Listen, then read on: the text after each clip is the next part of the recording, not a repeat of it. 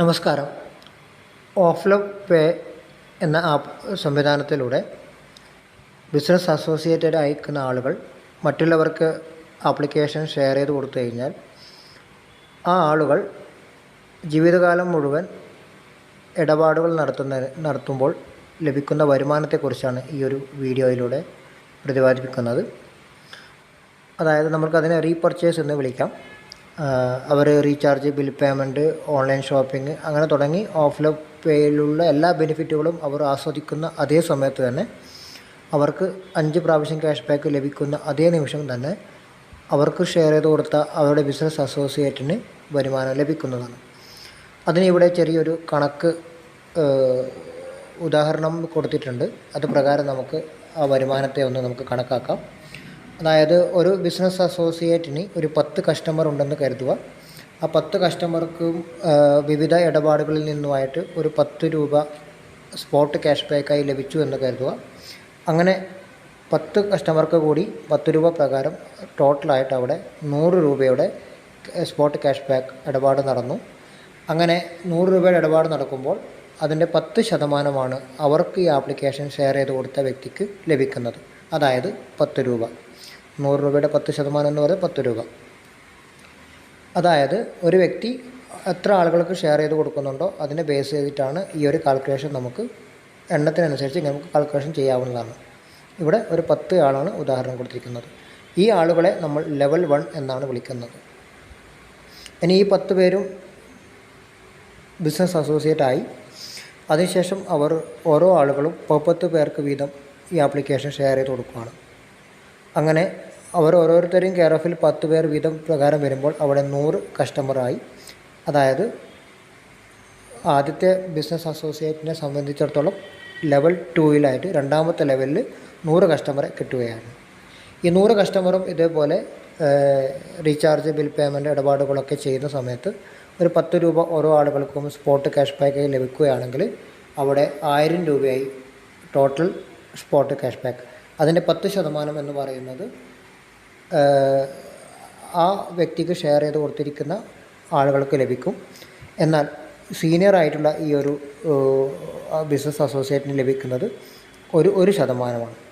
അപ്പോൾ അവിടെയും 1000 രൂപയുടെ 1% എന്ന് പറയുന്നത് 10 രൂപയാണ്.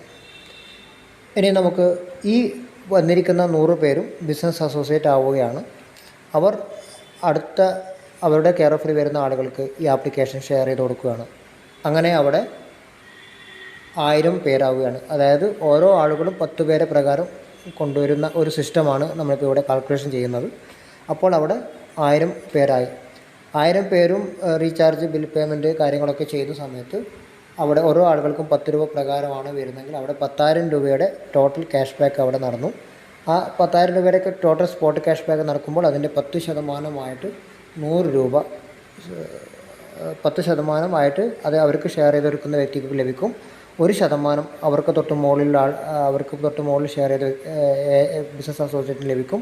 എന്നാൽ ആദ്യത്തെ സീനിയർ അസോസിയേറ്റ് ആയ വ്യക്തിക്ക് അവിടെ 1% ലഭിക്കും. അതായത് 100 രൂപ ലഭിക്കും.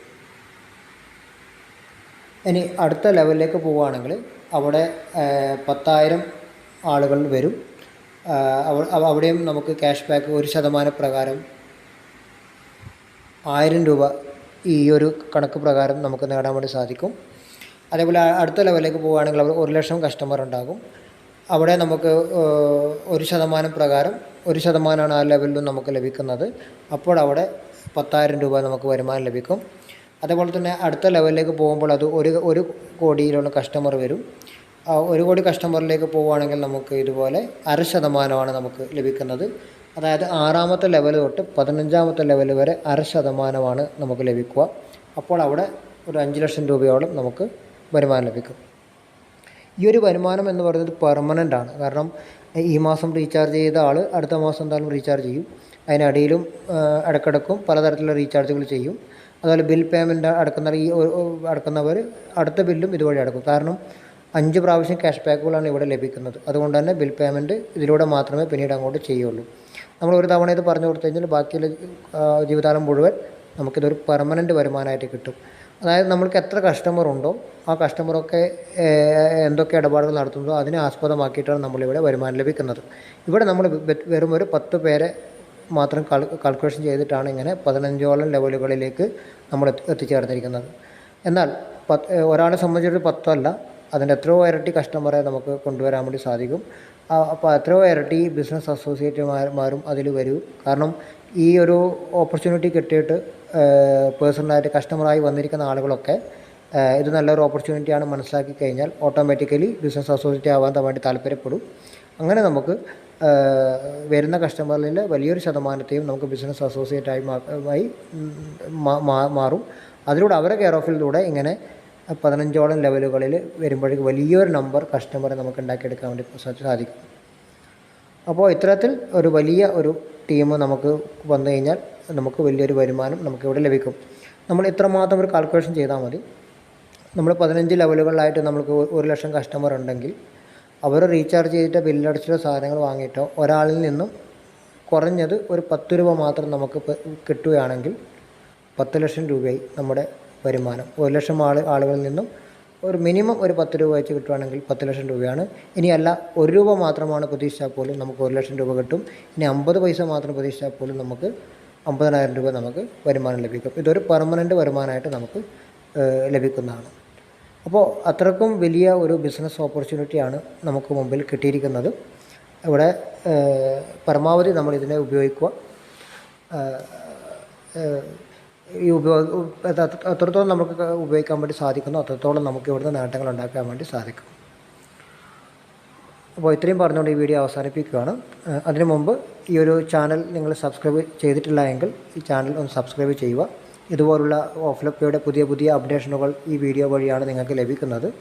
അതോടൊപ്പം തന്നെ ബെൽ ഐക്കൺ അമർത്തുകയാണെങ്കിൽ പുതിയ വീഡിയോകൾ വരുമ്പോൾ അതിൻ്റെ നോട്ടിഫിക്കേഷൻ നിങ്ങൾക്ക് ലഭിക്കുന്നതാണ്.